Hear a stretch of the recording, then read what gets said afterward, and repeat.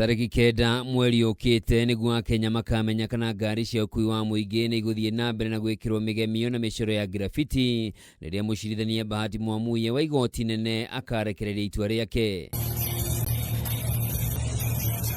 One thutha wa ihinda ria guthikiririo gwa cira uria uhanditwo ni Akenya makiregana na watho ucio gutirihwo umuthi. And in any event, my lord, the promoters of those draft regulations never gave sufficient information to the general public in Kiswahili, which is the national language of our republic. Kuringana na Kenya ya eri, watho ucio ni mugaru na gatiba ya bururi na ruhonge rwa kuramata wigirire barabara-ini rwa NTSA rwagathikire watho ucio hatari gukuruhania mendekithia na mawoni ma muingi wa bururi uduria ni mugaru na gatiba ya bururi. In the present case, my lord, from the responses which have been filed, you will note that there was never any notice.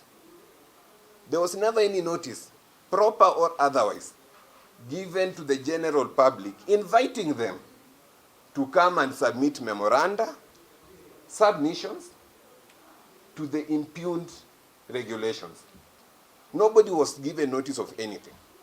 Ni mathiete na mbere kuga gutire na wira utemanite igoti-ini wa uthuthuria wothe wikitwo kuonania ati micoro yo ni icungagirira mitino ya barabara ona gutuika wakiri wa NTSA Mary Kihamba ni ateterithitie watho ucio tanyitwo kugacirithia ugitiri na wigiririki barabara-ini. And in any event, they have not availed any data.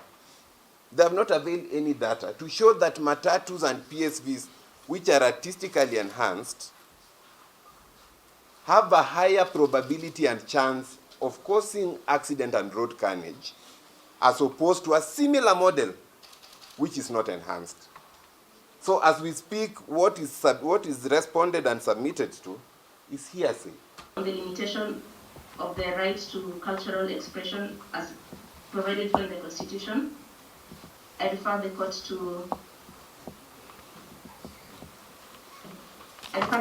note 6 of our submissions, where we also highlight to the court that is a justifiable limitation in line with the mandate of the first and second respondents to ensure road safety.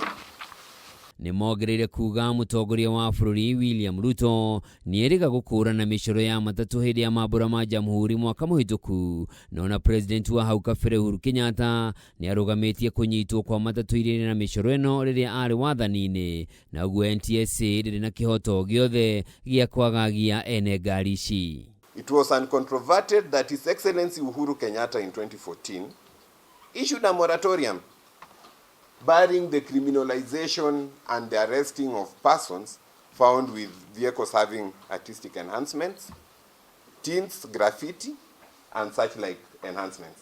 As recent as December 2025, we are now talking of His Excellency William Samoei Ruto, President of the Republic of Kenya, at a thematic day for Jamhuri Day celebrations, recognized the Nganya culture, and even issued awards to artistically enhanced motor vehicles.